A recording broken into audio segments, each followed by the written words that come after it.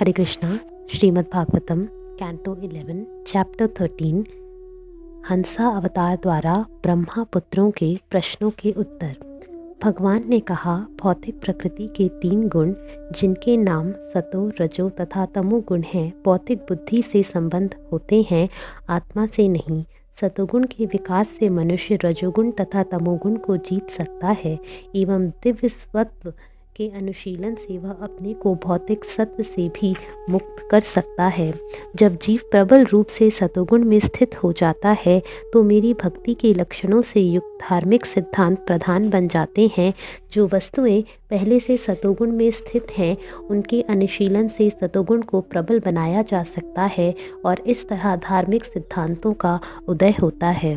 सतोगुण से सुदृढ़ हुआ धर्म रजो तथा तमो गुणों के प्रभाव को नष्ट कर देता है। जब रजो तथा तमो गुण परास्त हो जाते हैं तो उनका मूल कारण जो कि अधर्म है तुरंत ही नष्ट हो जाता है।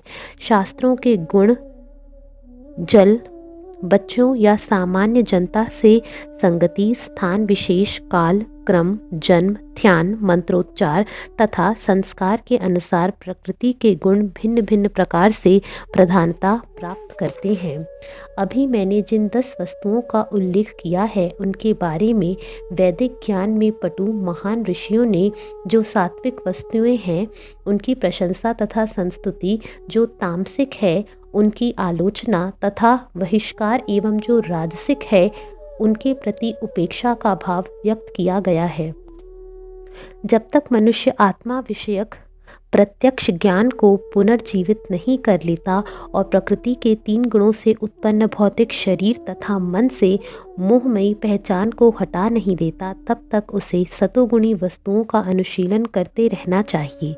सतोगुण के बढ़ाने से वह स्वतः धार्मिक सिद्धांतों को समझ सकता है और उनका अभ्यास कर सकता है तथा ऐसे अभ्यास से दिव्य ज्ञान जागृत होता है। बांस के जंगल में कभी कभी वायु बांस के तनों में रगड़ उत्पन्न करती है और ऐसी रगड़ से प्रज्वलित अग्नि उत्पन्न हो जाती है जो अपने जन्म के स्रोत बांस के जंगल को ही भस्म कर देती है।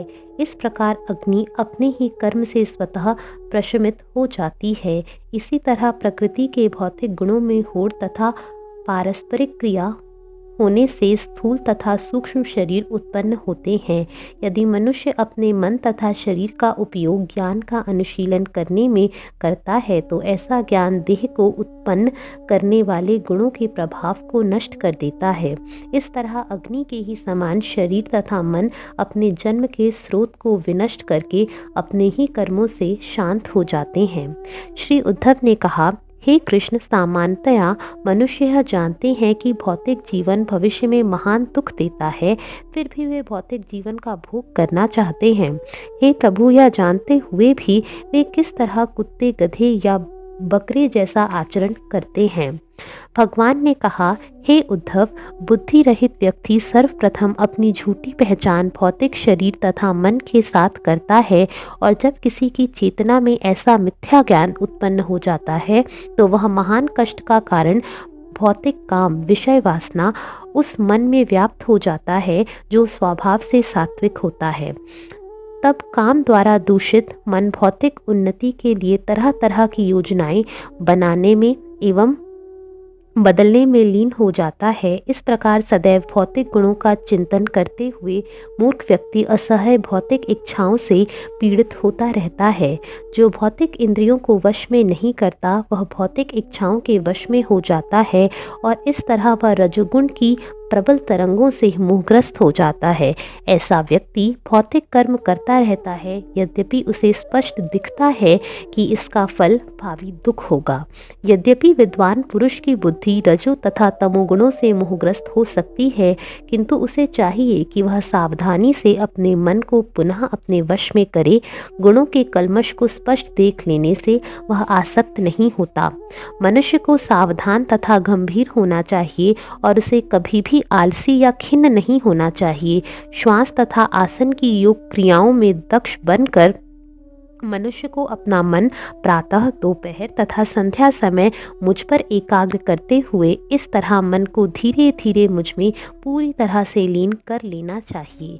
सनक कुमार इत्यादि मेरे भक्तों द्वारा सिखाई गई वास्तविक योग पद्धति इतनी ही है कि अन्य सारी वस्तुओं से मन को हटाकर मनुष्य को चाहिए कि उसे सीधे तथा उपयुक्त ढंग से मुझ में लीन कर दे। श्री उद्धव ने कहा, हे केशव, आपने सनक तथा उनके भाइयों को किस समय तथा किस रूप में योग विद्या के विषय में उपदेश दिया, अब मैं इन बातों के विषय में जानना चाहता हूँ। भगवान ने कहा, एक बार सनक इत्यादि ब्रह्मा के मानस पुत्रों ने अपने पिता से योग के परम लक्ष्य जैसे अत्यंत गूढ़ विषय के बारे में पूछा। सनकादि ऋषियों ने कहा, हे प्रभु, लोगों के मन स्वभावतः भौतिक इंद्रिय विषयों के प्रति आकृष्ट रहते हैं और इसी तरह से इंद्रिय विषय इच्छा के रूप में मन में प्रवेश करते हैं। अतएव मोक्ष की इच्छा करने वाला तथा इंद्रिय तृप्ति के कार्यों को लांघने की इच्छा करने वाला व्यक्ति इंद्रिय विषयों तथा मन के बीच पाए जाने वाले इस पारस्परिक संबंध को कैसे नष्ट करे, कृपया हमें यह समझाएं। भगवान ने कहा, हे उद्धव, भगवान के शरीर से उत्पन्न तथा भौतिक जगत के समस्त जीवों के सृष्टा स्वयं ब्रह्मा जी ने सर्वोच्च देवता होने के कारण सनक आदि अपने पुत्रों के प्रश्न पर गंभीरता पूर्वक विचार किया, किंतु ब्रह्मा की बुद्धि अपनी सृष्टि के कार्यों से प्रभावित थी, अतः वह इस प्रश्न का सही से उत्तर नहीं ढूंढ सके। ब्रह्मा जी इस प्रश्न का उत्तर पाना चाह रहे थे तो उन्हें उद्विग्न कर रहा था, अतएव उन्होंने अपना मन भगवान में स्थिर कर दिया। उस समय मैं अपने हंस रूप में ब्रह्मा को दृष्टिगोचर हुआ। इस प्रकार मुझे देखकर सारे मुनि ब्रह्मा को आगे करके सामने आए और मेरे चरण कमलों की पूजा की। तत्पश्चात उन्होंने मुझसे साफ साफ पूछा कि आप कौन हैं। हे उद्धव, मुनिगण योग पद्धति के अंतिम सत्य को जानने के इच्छुक थे, अतएव उन्होंने मुझसे इस प्रकार पूछा। मैंने मुनियों से जो कुछ कहा उसे अब मुझसे सुनो। हे ब्राह्मणों, यदि तुम लोग मुझसे पूछते हो कि मैं कौन हूँ, तो यदि तुम यह विश्वास करते हो कि मैं भी जीव हूँ और हम लोगों में कोई अंतर नहीं है क्योंकि अंततः सारे जीव एक हैं, तो फिर तुम लोगों का प्रश्न किस तरह संभव या उपयुक्त युक्ति संगत है। अंततः तुम्हारा और मेरा दोनों का असली आश्रय क्या है। यदि तुम लोग मुझसे यह प्रश्न पूछकर कि आप कौन हैं भौतिक देह की बात करना चाहते हो, तो मैं यह इंगित करना चाहूँगा कि सारे भौतिक देह पृथ्वी, जल, अग्नि, वायु तथा आकाश इन 5 तत्वों से मिलकर बने हैं। इसलिए तुम लोगों को इस प्रकार पूछना चाहिए था, आप 5 कौन हैं। यदि तुम लोग यह मानते हो कि सारे भौतिक देह एक समान तत्वों से बने होने से अंततः एक हैं, तो भी तुम्हारा प्रश्न निरर्थक है, क्योंकि एक शरीर से दूसरे शरीर में भेद करने में कोई गंभीर प्रयोजन नहीं है। इस तरह ऐसा लगता है कि मेरी पहचान पूछकर तुम लोग ऐसे शब्द बोल रहे हो जिनका कोई वास्तविक अर्थ या अभिप्राय नहीं है। इस जगत में मन, वाणी, आँखों या अन्य इंद्रियों के द्वारा जो भी अनुभव किया जाता है वह एकमात्र मैं हूँ, मेरे अतिरिक्त कुछ भी नहीं है। तुम सभी लोग तथ्यों के सीधे सीधे विश्लेषण से इसे समझो। हे पुत्रों, मन की सहज प्रवृत्ति भौतिक इंद्रिय विषयों में प्रविष्ट करने की होती है और इसी तरह इंद्रिय विषय मन में प्रवेश करते हैं, किंतु भौतिक मन तथा इंद्रिय विषय दोनों की उपाधियां मात्र हैं जो मेरे अंश रूप आत्मा को ढके रहती है। जिस व्यक्ति ने यह जानकर कि मुझसे भिन्न नहीं है, मुझे प्राप्त कर लिया है, वह अनुभव करता है कि मन निरंतर इंद्रिय तृप्ति के कारण इंद्रिय विषयों में रमा रहता है और भौतिक वस्तुएं मन के भीतर स्पष्टतया स्थित रहती हैं। मेरे दिव्य स्वभाव को समझ लेने के बाद वह मन तथा इसके विषयों को त्याग देता है। जगना, सोना तथा गहरी नींद ये बुद्धि के 3 कार्य हैं और प्रकृति के गुणों द्वारा उत्पन्न होते हैं। शरीर के भीतर का जीव इन तीनों अवस्थाओं में भिन्न लक्षणों द्वारा सुनिश्चित किया जाता है, अतएव वह उनका साक्षी बना रहता है। आत्मा भौतिक बुद्धि के बंधन से बंधी है जो उसे प्रकृति के मोहमय गुण निरंतर प्रदान करते रहते हैं, लेकिन मैं चेतना की चौथी अवस्था जागृत, स्वप्न तथा सुषुप्त से परे हूँ। मुझ में स्थित होने पर आत्मा को भौतिक चेतना का बंधन त्याग देना चाहिए। उस समय जीव स्वतः भौतिक इंद्रिय विषयों तथा भौतिक मन को त्याग देगा। जीव का अहंकार उसे बंधन में डालता है और जीव को चाहता है उसका सर्वथा विपरीत उसे देता है। अतएव बुद्धिमान व्यक्ति को चाहिए कि भौतिक जीवन भोगने की स्थायी उद्विग्नता को त्याग दे और भगवान में स्थित रहे, जो भौतिक चेतना के कार्यों से परे है। मनुष्य को चाहिए कि मेरे आदेशों के अनुसार वह अपना मन मुझ में स्थिर करे, किंतु यदि वह हर वस्तु को मेरे भीतर ना देखकर जीवन के अनेक प्रकार के अर्थ तथा लक्ष्य देखता रहता है, तो वह जगते हुए भी अपूर्ण ज्ञान के कारण वास्तव में स्वप्न देखता रहता है, जिस तरह वह यह स्वप्न देखे कि वह स्वप्न में जग गया है। उस जगत की अवस्थाओं का जिन्हें भगवान से पृथक सोचा जाता है वास्तविक अस्तित्व नहीं होता, यद्यपि वे परम सत्य के पृथकत्व की भावना उत्पन्न करती है। जिस तरह स्वप्न देखने वाला नाना प्रकार के कार्यों तथा फलों की कल्पना करता है, उसी तरह भगवान से पृथक अस्तित्व की भावना से जीव छूटे ही सकाम कर्मों को भावी फल तथा गंतव्य का कारण सोचता हुआ कर्म करता है। जागृत रहने पर जीव अपनी सारी इंद्रियों से भौतिक शरीर तथा मन के सारे क्षणिक गुणों का भोग करता है। स्वप्न के समय वह मन के भीतर ऐसे ही अनुभवों का आनंद लेता है और प्रगाढ़ स्वप्न रहित निद्रा में ऐसे सारे अनुभव अज्ञान में मिल जाते हैं। जागृति, स्वप्न तथा सुषुप्ति की सरणी को स्मरण करते तथा सोचते हुए जीव यह समझ सकता है कि वह चेतना की तीनों अवस्थाओं में एक ही है और दिव्य है। इस तरह वह अपनी इंद्रियों का स्वामी बन जाता है।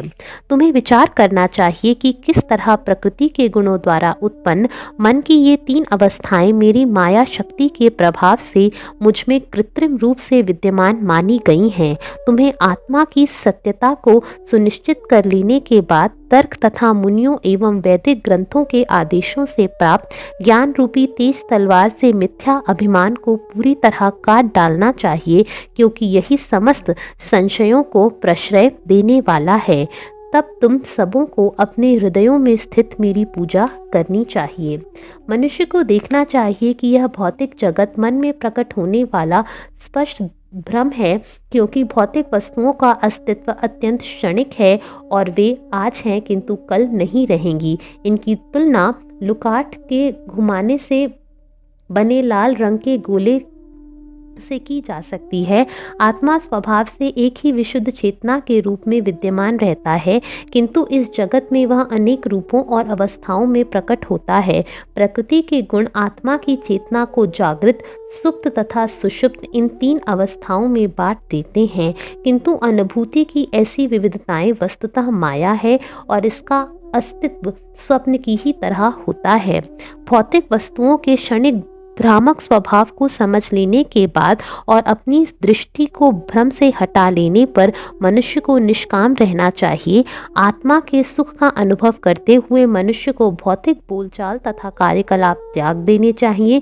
यदि कभी वह भौतिक जगत को देखे तो उसे स्मरण करना चाहिए कि यह परम सत्य नहीं है, इसलिए इसका परित्याग किया गया है। ऐसे निरंतर स्मरण से मनुष्य अपनी मृत्यु पर्यंत पुनः भ्रम में नहीं पड़ेगा।